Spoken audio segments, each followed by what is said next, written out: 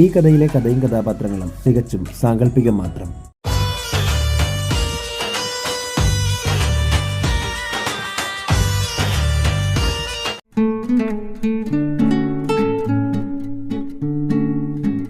മത്സ്യലോകത്തിന്റെ അമൂല്യനിധിയായ രുദ്രമാണിക്യം സംരക്ഷിക്കേണ്ട രാജകുമാരി മാതുലിക തന്റെ സ്ഥാനാരോഹണ ദിവസം തന്നെ നന്ദൻ എന്ന മനുഷ്യനെ രഹസ്യമായി വിവാഹം കഴിക്കാൻ തീരുമാനിക്കുന്നു. ഈ ബന്ധത്തെ എതിർക്കുന്ന കുടുംബത്തിന് മുന്നിൽ മാതുലിക ഗർഭിണിയാണെന്ന സത്യം വെളിപ്പെടുന്നതോടെ മത്സ്യലോകം ഒന്നടങ്കം വിവാഹത്തിന് സമ്മതിച്ചു. എന്നാൽ നന്ദന്റെ പ്രണയം മാണിക്യത്തിൽ തൊടുന്നതോടെ ലഭിക്കുന്ന സമ്പത്ത് സ്വന്തമാക്കാനുള്ള ചതി മാത്രമായിരുന്നു എന്ന് വിവാഹശേഷം അയാൾ തുറന്നു പറഞ്ഞു. മത്സ്യകന്യകയെ വിവാഹം കഴിച്ച് കുഞ്ഞിന് ജന്മം നൽകിയാൽ ആ മനുഷ്യന് രുദ്രമാണിക്യത്തിൽ സ്പർശിക്കാമെന്ന നിബന്ധന പൂർത്തിയാക്കി നന്ദൻ സമ്പത്തുമായി കടന്നുപോയി. ഒടുവിൽ തന്റെ വയറ്റിൽ ചതിയനായ നന്ദൻ ജനിപ്പിച്ച ആ മകളെ കൊണ്ട് തന്നെ 25 വർഷത്തിനു ശേഷം പ്രതികാരം ചോദിക്കുമെന്ന് മാതുലിക ശപഥം ചെയ്യുന്നു. തുടർന്ന് കാണുക. ഒന്നിനെയും വെറുതെ വിടില്ലടാ ഈ മാതുലിക. അന്നത്തെ ദിവസം അസ്തമിക്കവേ മത്സ്യലോകം ഒന്നടങ്കം ആകെ വിഷമത്തിലാണ്. ഇന്നത്തെ ദിവസം മാതുലിക മത്സ്യരാജകുമാരിയായി വാഴ്ത്തപ്പെടേണ്ട ആളായിരുന്നു. പക്ഷേ കഥയാകെ മാറിമറിഞ്ഞു.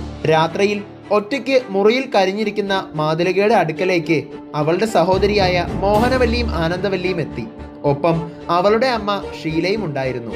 മോളെ മധു, നീ എത്ര വലിയ തെറ്റാണ് ചെയ്തതെന്ന് നിനക്കറിയാമോ? ഈ മത്സ്യലോകം ഒന്നടങ്കം നിന്നെ ഇപ്പൊ വെറുത്തു കഴിഞ്ഞു. ഒരു മനുഷ്യനെ പ്രണയിക്കുകയും അവന്റെ കുഞ്ഞിനെ വയറ്റിൽ ചുമക്കുകയും ചെയ്യുന്നവളാണ് നീ. മാത്രവുമല്ല, നീ ഒരു മത്സ്യരാജകുമാരി ആകേണ്ടിയിരുന്നവളാണ് ഇന്ന്. പക്ഷേ അതിനു മുന്നേ തന്നെ നീ ഗർഭിണിയായിരിക്കുന്നു. ഇന്നത്തെ ദിവസം ഏതാണെന്ന് നിനക്കറിയാമോ? ചുമന്ന ചാന്ദ്രദിനം. ഇന്നത്തെ ദിവസമാണ് നീ ഗർഭിണിയാണെന്ന് നീ തന്നെ സ്വയം തിരിച്ചറിയുന്നതും. നിന്റെ ഈ പ്രവൃത്തികൾക്ക് അനുഭവിക്കാൻ പോകുന്നത് നിന്റെ വയറ്റിൽ കിടക്കുന്ന ആ പിഞ്ച് ജീവൻ കൂടിയായിരിക്കും. എന്താ അമ്മ ഈ പറയുന്നത്? അത് മോളെ, നീ കാരണമാണ് ഇന്ന് രുദ്രമാണിക്യത്തിൽ തൊടാൻ ഒരു മനുഷ്യന് കഴിഞ്ഞത്. നീ കാരണം അങ്ങനെ സംഭവിച്ചത് കൊണ്ട് ഉറപ്പായും നിനക്ക് ശാപം ലഭിച്ചിട്ടുണ്ടാവും. അതിന് ഒരു പക്ഷേ നിന്റെ കുഞ്ഞിനെ കൂടി ബാധിക്കുമോ എന്ന പേടിയാണ് എനിക്ക്. ഗുരുമാതയ്ക്ക് മാത്രമേ നിന്റെ വിധി ഇനി എന്താണെന്ന് പറയാനാകൂ. അമ്മ ഗുരുമാതയെ വിളിച്ചിട്ടുണ്ട്. അല്പനേരം കഴിഞ്ഞതും ഗുരുമാത വന്നു. ഞെട്ടിക്കുന്ന കുറച്ച് സത്യങ്ങൾ ഗുരുമാത മാതുലികയ്ക്കും കുടുംബത്തിന് മുന്നിൽ വെളിപ്പെടുത്തി. അത് കേട്ട മാതുലിക പൊട്ടിക്കരഞ്ഞു. മഹാദേവ, എനിക്ക് ഇത്രയും വലിയ ശാപമോ? ഋതുക്കൾ പലതായി മാറിമറിഞ്ഞു. 24 വർഷങ്ങൾക്ക് ശേഷം ആലപ്പുഴ കടപ്പുറത്തു നിന്നും മാറി 10 കിലോമീറ്റർ അകലെയാണ് പൂങ്കാവ് എന്ന സിറ്റി സ്ഥിതി ചെയ്യുന്നത്. അവിടെ കോടീശ്വരരായ കുടുംബം എന്നറിയപ്പെടുന്ന വലിയ ബിസിനസ് മേൽനോട്ടം വഹിക്കുന്ന തറവാടാണ് ഷിഖാവത്ത്. ഷിഖാവത്ത് തറവാട്ടിൽ എല്ലാവരും സന്തോഷത്തിലാണ്. ഇന്ന് വർഷങ്ങൾക്ക് ശേഷം ദീപക് ഗൾഫിൽ നിന്ന് വരികയാണ്. കൊച്ചുനാൾ മുതൽ പഠിക്കാനായി ഗൾഫിലുള്ള ഒരു ബന്ധുവിന്റെ കീഴിൽ അമ്മയും അച്ഛനും ഗൾഫിലേക്ക് ദീപകിനെ അയച്ചു. എല്ലാം കഴിഞ്ഞ് അവിടെ തന്നെ ജോലിയും കിട്ടി ദീപക് ആകെ സന്തോഷത്തിലാണ്. അവനെ ഒരു മലയാളി പെൺകുട്ടിയെ കൊണ്ട് തന്നെ കെട്ടിക്കണമെന്ന അവന്റെ അമ്മ സ്വപ്നയുടെ ഒരേ ഒരു വാശിയാണ് ഇപ്പോൾ അവനെ നാട്ടിലേക്ക് എത്തിക്കുന്നത്.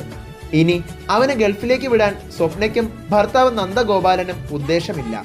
ദീപകിന് വേണ്ടി ഒരുപാട് പെൺകുട്ടികളെ എല്ലാം വീട്ടുകാർ നോക്കുന്നുണ്ടെങ്കിലും ആരെയും ദീപകിന് പിടിക്കുന്നില്ല. ഓരോരോ കാരണങ്ങൾ പറഞ്ഞ് എല്ലാവരെയും ഒഴിവാക്കി അവൻ ഇപ്പോഴും സിംഗിളായി തുടരുകയാണ്. ഇതേസമയം പൂങ്കാവ് സിറ്റിയുടെ മധ്യഭാഗത്തുള്ള ഒരു കാടിനുള്ളിലെ ശിവന്റെ അമ്പലത്തിൽ പൂജ ചെയ്യുകയാണ് ആലിയ.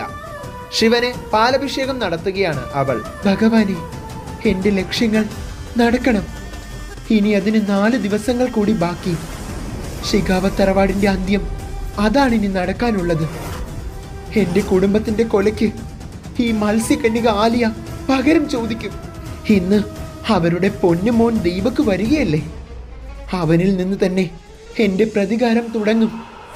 ഇനി 4 ദിവസങ്ങൾ കൂടി ബാക്കി.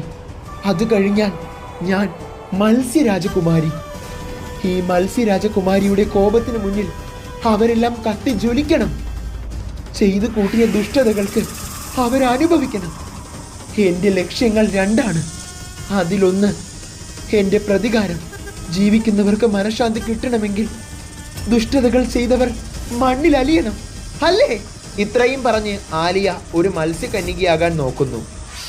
ഇല്ല, എനിക്ക് കഴിയുന്നില്ല. പക്ഷേ ഞാൻ മത്സ്യകന്യകയാകും. കൊലപ്പെടുത്തും ഞാൻ. ശിവദേവനാണ് ഈ സത്യം. 25 വർഷത്തെ പകയാണ് എൻ്റെ ഉള്ളിൽ. അത് നടത്തും ഞാൻ. പെട്ടെന്ന് അവിടേക്ക് കത്തി നശിച്ച മുഖവുമായി ഒരാൾ വന്നു. ഒരു സ്ത്രീ ആയിരുന്നു അത്. പൊള്ളലേറ്റ് മുഖം കത്തിയതാണെന്ന് കണ്ടാൽ തന്നെ മനസ്സിലാകും. അമ്മേ, ഞാനുണ്ട്. അമ്മയെ ഇങ്ങനെ പച്ച ജീവനോടെ കത്തിച്ചവരോട് നമുക്ക് പ്രതികാരം ചെയ്യണം. ഇന്ന് ഈ മഹാദേവന്റെ നടയിൽ വെച്ച് ആലിയ അമ്മയ്ക്ക് സത്യം ചെയ്യുന്നു. ഈ ആലിയ എല്ലാ ദുഷ്ടന്മാരെയും കൊന്നിരിക്കും. അമ്മയുടെ ആ വലിയ ആഗ്രഹവും ഞാൻ നടത്തിത്തരും. ശേഷം ആലിയ ആ സ്ത്രീയെ നോക്കുന്നു. അപ്പോൾ ആ സ്ത്രീ കരയുന്നത് കണ്ട ആലിയ അവരുടെ കണ്ണീർ തുടച്ച്, കരയേണ്ടമ്മേ, കരയേണ്ടത് അവരാണ്. ഇനി അതാണ് നടക്കേണ്ടതും. ഹേയ് പാപികളെ, വന്നിട്ടുണ്ട് ഞാൻ.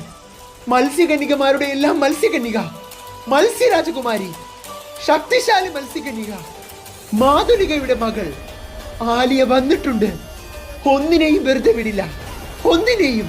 അന്ന് വൈകിട്ട് 7 മണിക്ക് ദീപക് തിരുവനന്തപുരം എയർപോർട്ടിൽ വന്നിറങ്ങി.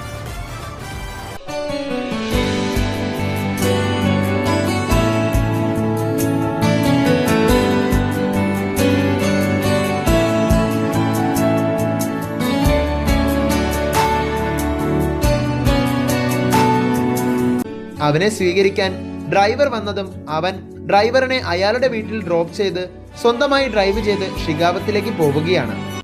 അമ്പലനടയിൽ അതേസമയം ആലിയ പൂജയിലാണ്. അമ്പലനട വഴി പോകുമ്പോൾ ദീപക് മണിനാഥം കേട്ട് വണ്ടി നിർത്തിയിട്ടു. എന്തോ അന്നേരം ദീപകിന് ആ അമ്പലത്തിലേക്ക് കയറണമെന്ന് തോന്നി.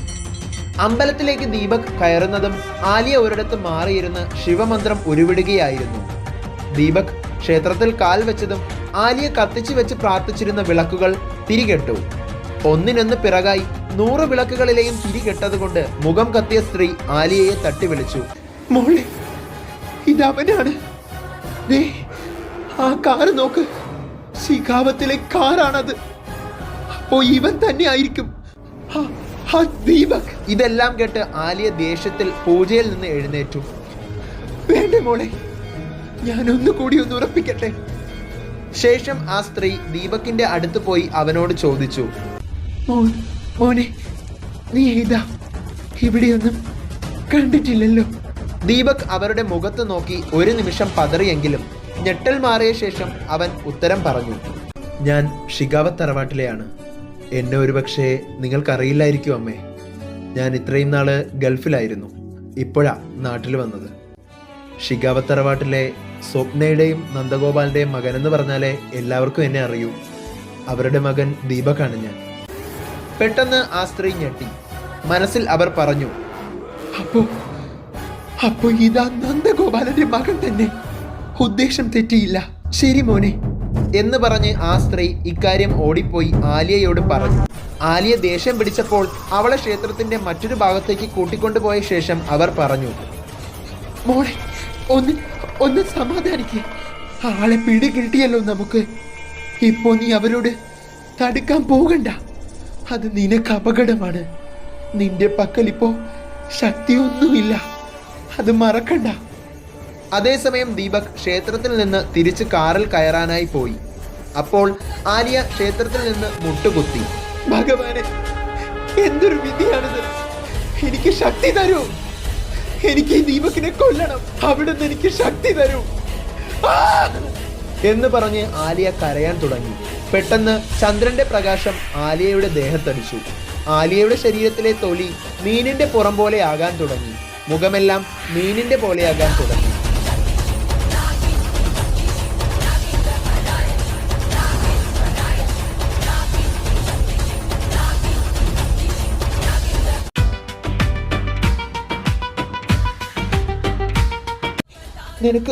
നിനക്ക് കുറച്ചായി ശക്തികൾ കെട്ടിത്തുടങ്ങുകയാണ്. ഇന്ന് അവന്റെ അവസാനമാണ്. അവൾ വരും, ഈ കഥയിലെ മാലാക, നക്ഷത്ര കണ്ണുകളുള്ള സുന്ദരി, മത്സ്യലോകത്തിന്റെ രാജകുമാരി.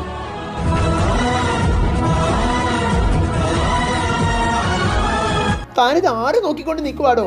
തന്റെ കൂടെ എങ്ങനെയാ ഈ പെൺകുട്ടിയെ ഒറ്റയ്ക്ക് അയക്കുന്നത്? കുറച്ചു നാളായി ഇപ്പൊ 40 കഴിഞ്ഞവരൊക്കെയാ പെൺകുട്ടികളെ പീഡിപ്പിക്കുന്നത്. ദീപ്, എന്റെയും രഞ്ജിത്തിന്റെയും എൻഗേജ്മെന്റ് കഴിഞ്ഞിട്ട് 3 മാസമായി. നീ നാട്ടിൽ വന്നത് നന്നായി. എന്റെ വിവാഹം കൂടാമല്ലോ. നീ എനിക്ക് ദീപക്കല്ല, ആ പഴയ ദീപ് തന്നെയാ.